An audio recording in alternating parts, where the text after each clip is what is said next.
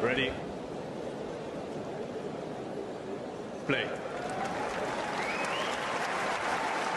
That brings me to his next match, where he's going to be facing the lefty, Jack Draper. Does Fokina have to hang with him? I mean, I don't.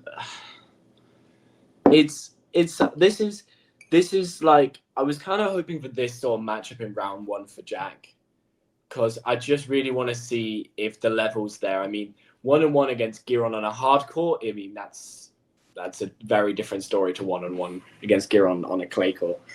But we'll see. I mean, Draper looks so good anyway against Giron. I mean, I'm sure he would have played.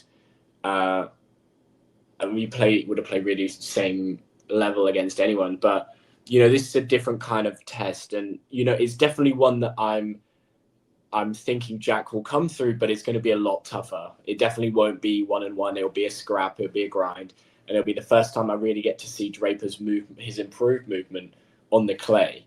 Because obviously he's become so good out the corners, especially when he won Indian Wales. He was so good coming in and out in and out the corners at that slide, covering the court really well. So we'll see, because he's gonna have to do that tomorrow against Foki. I mean, it's tough to get past him. He's so fast around the court, but yeah, just see if he can pull him with that forehand. I mean, that forehand against Giron was a bit of a joke, but yeah, I'm still expecting Draper to come through this match, but it's going to be a bit tighter. Maybe 2 close sets, or maybe even pushing 3, just about. But I still expect Fokina to come through. Yeah, I agree. I think that's Draper to come through. Yeah.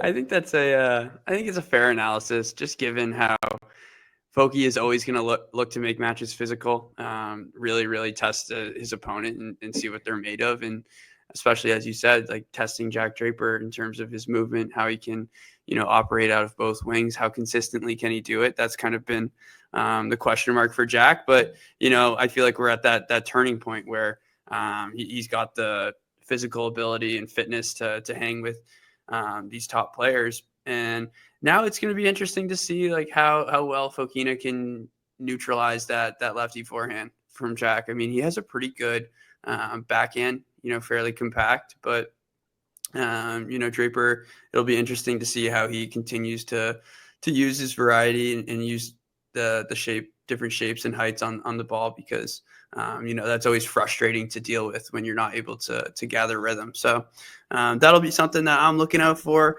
I think just the weaponry that Draper possesses is the edge he has here, and having a little bit more time on the ball, that'll give him the edge. So yeah, I'm with you. I think maybe a tight set in there, but I think maybe Draper in 2 is what I would be thinking. Yeah. I think that's the sensible choice there. I mean, it's kind of having to keep reminding myself that Draper is 6 in the world. Like, he's expected to come through these sorts of matches and play up there with the big guys. And obviously Draper's so not underprepared, but unexperienced on the clay compared to these top guys. And even for Foki, I mean, Foki's made a clay court Masters final, and he's a great clay court player. But in this current moment, Draper has to see these kind of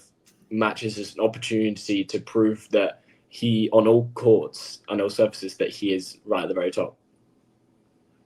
Yeah, I mean, you do make a good point. He is a top 10 player at this point, so there is a little bit more expectation in terms of the approach here, and as we preview this match. But Gene does make a good point in terms of Fokina being 15-5 versus lefties. That's what I was talking about. He has the ability to not get, I'd say, pushed out of the court by that lefty forehand to the backhand type of battle. So as I mentioned, that's what I'll be looking out for. If you enjoyed this video, make sure you hit that like button.